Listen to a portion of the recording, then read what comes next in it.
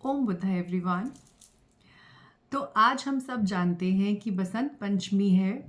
और क्योंकि बसंत पंचमी है तो हम माँ सरस्वती को पूजते हैं आज के दिन।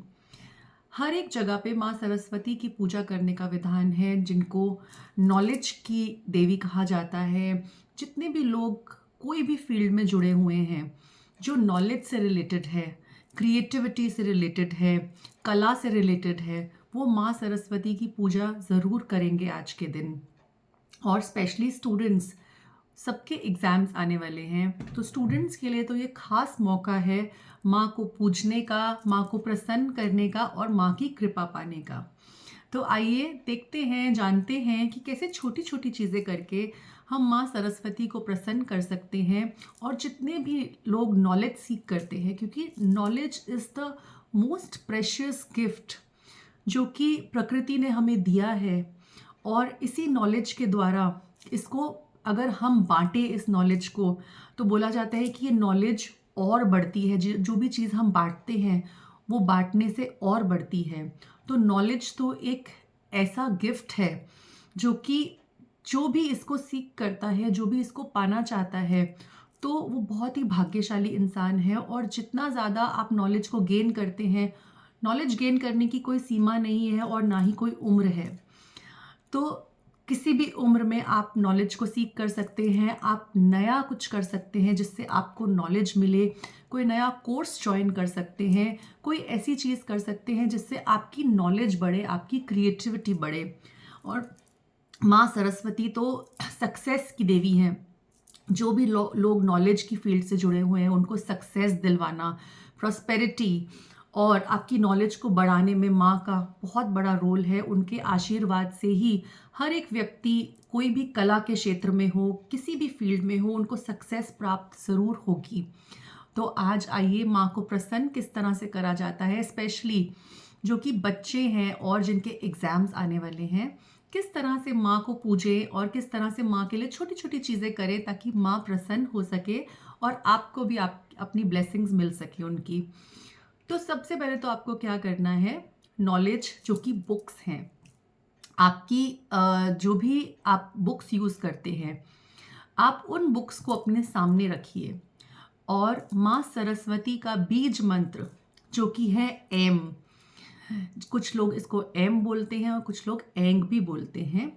तो एम बीज मंत्र को अपनी बुक्स पर ज़रूर रखिए और कुछ देर के लिए माँ की, अगर आपके पास मूर्ति है, माँ की कोई फ़ोटो है आपके मंदिर में, आई एम श्योर ज़रूर होगी हर एक के घर में, आप माँ को धूप अगरबत्ती दिखाइए, आप पुष्प चढ़ाइए उनको और वो सारी बुक्स आप उनके चरणों में रख दीजिए और कुछ देर के लिए वहीं रखे रहने दीजिए और प्रार्थना करिए माँ से कि आप प्लीज़ मेरी इन सभी बुक्स को आप ब्लेस करिए।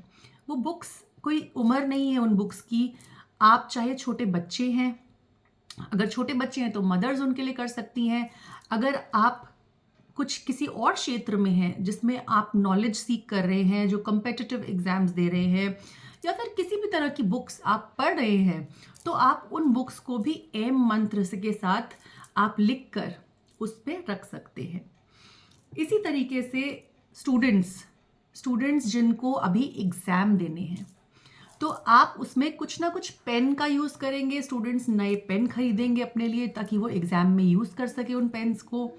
तो आपको उन पेन्स को खरीदना है, चाहे वो 5 पेन लो, चाहे 10 पेन लो, जितनी भी आपको क्वांटिटी आप सोचते हैं कि ये एग्ज़ाम्स में मेरी क्वांटिटी यूज़ होने वाली है, आप चाहें तो उससे ज़्यादा भी ले सकते हैं। इन फ्यूचर भी आप उन पेन्स को यूज़ कर सकते हैं।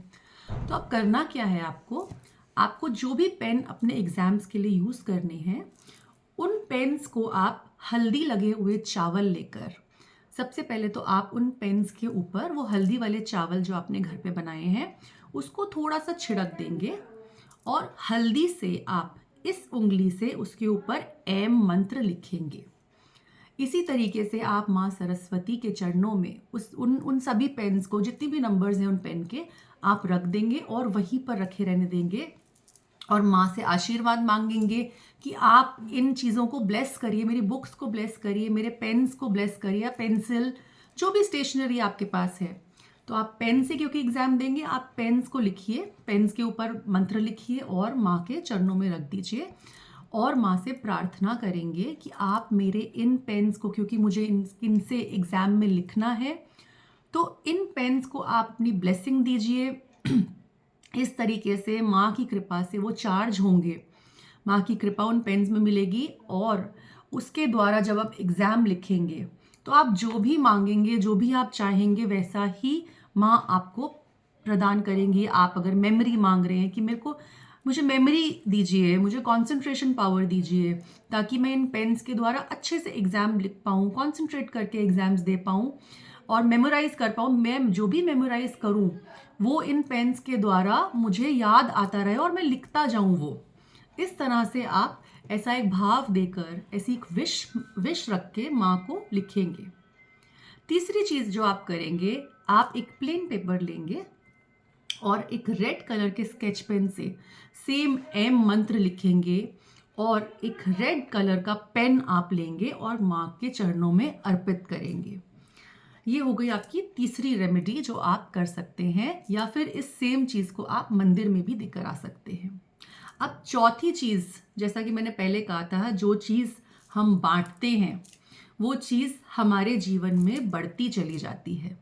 तो इसी तरह से जितने भी ऐसे बच्चे हैं जो कि पढ़ना तो चाहते हैं बट उनके पास सुविधाएं नहीं हैं कि वो स्टेशनरी खरीद सके, वो किताबें खरीद सके, वो नोटबुक्स खरीद सके, ऐसे बच्चों को, ऐसे गरीब बच्चों को आप आज के दिन स्टेशनरी खरीद के देंगे, आप आज के दिन बुक्स खरीद के देंगे और प्रार्थना करेंगे माँ से कि जैसे मैं इनकी मदद कर रहा हूँ या कर रही हूँ, और इसी तरीके से इनकी नॉलेज को आप बढ़ाइए और साथ ही साथ मेरे ऊपर भी कृपा करिए ताकि मुझे भी ज्ञान का भंडार प्राप्त हो और इसी तरीके से मैं आगे भी इस नॉलेज को बांट सकूं ताकि और लोगों को भी नॉलेज प्राप्त हो। इस रेमेडी को आपको खाली एक ही दिन नहीं करना है कि आज के दिन ही करना है। समय समय पर आप स्टेशनरी बांटिए, समय समय पर आप किताबें बांटिए या किसी एक बच्चे की एजुकेशन में आप ज़रूर सहयोग करिए। देखिए किस तरह से आपकी भी नॉलेज गेन होनी शुरू हो जाएगी, आपके भी नए नए रास्ते खुलने शुरू हो जाएंगे, जिस तरह से आपको सक्सेस मिलेगी। तो ये छोटी छोटी चीज़ें हैं जो आप आज के दिन कर सकते हैं। बहुत डिफ़िकल्ट नहीं है ये चीज़ें, बहुत इजीली इनको किया जा सकता है। और हो सके तो आप माँ सरस्वती का बीज मंत्र की चैंटिंग भी कर सकते हैं या फिर अपने बच्चे को चैंट करके इन वाटर, आप वाटर चार्जिंग करके अपने बच्चे को पिला सकते हैं और माँ की कृपा ज़रूर मांगिए अपने लिए, अपने बच्चों के लिए। आज के दिन माँ बहुत प्रसन्न होती हैं, माँ चाहती हैं कि सबको नॉलेज मिले, वो ज्ञान की देवी हैं और वो भी चाहती हैं कि सबको ज्ञान के साथ साथ सद्बुद्धि भी मिले, क्योंकि ज्ञान तो आप प्राप्त कर लेते हैं बट ज्ञान को सही तरीके से इस्तेमाल करना सबको आना चाहिए। वो एक अच्छी बुद्धि के कारण ही आ सकता है। तो माँ से ज्ञान भी मांगिए और अच्छी बुद्धि, एक सद्बुद्धि भी ज़रूर मांगिए। तो मैं उम्मीद करती हूँ कि आपके लिए बसंत पंचमी का दिन बहुत खुशमय रहेगा और माँ की कृपा आप सबको मिलेगी, आप सबके बच्चों को मिलेगी। Thank you so much. Om Buddha.